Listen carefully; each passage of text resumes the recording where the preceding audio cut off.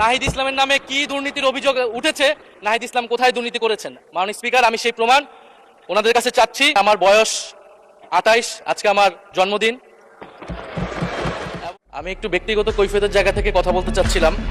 আমাদের মাননীয় সংসদ সদস্য ওনার বক্তব্যে বললেন অন্তর্বর্তী সরকারের সময় দুর্নীতির অভিযোগ, এবং এই সময় এই জায়গাতে অন্তর্বর্তী সরকারের আমি ছিলাম, কিছু সময়ের জন্য উপদেষ্টার দায়িত্বে ছিলাম, আরও দু একজন ছিলেন, আমাদের মাননীয় এখন বর্তমান পররাষ্ট্রমন্ত্রীও ছিলেন, অ্যাটর্নি জেনারেল ছিলেন।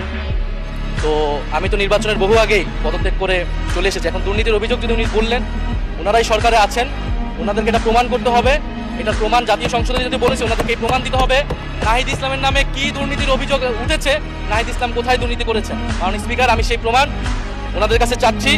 আরেকটি বিষয় মাননীয় স্পিকার, আপনার দৃষ্টি আকর্ষণ করছি, এখানে সবাই জনগণের ভোটে নির্বাচিত হয়ে এসেছে, সবাই নির্বাচিত প্রতিনিধি। হ্যাঁ, আমার বয়স 28, আজকে আমার জন্মদিন, এবং আমি নবীন সদস্য। কিন্তু এখানে মাননীয় স্পিকার, আমিও জনগণের ভোটেই নির্বাচিত হয়ে এসেছি, কারো ছোট ভাই হিসেবে আমি এখানে আসিনি। ফলে সবাই মাননীয় সংসদ সদস্য হিসেবে সবাই যে সম্মান মর্যাদা প্রত্যাশা করে, সবাই যেটা পায়, আমরা কিন্তু সে একই জিনিস প্রত্যাশা করি। ধন্যবাদ। এটি আপনি মাননীয় স্পিকার দেখবেন। আপনার ধন্যবাদ।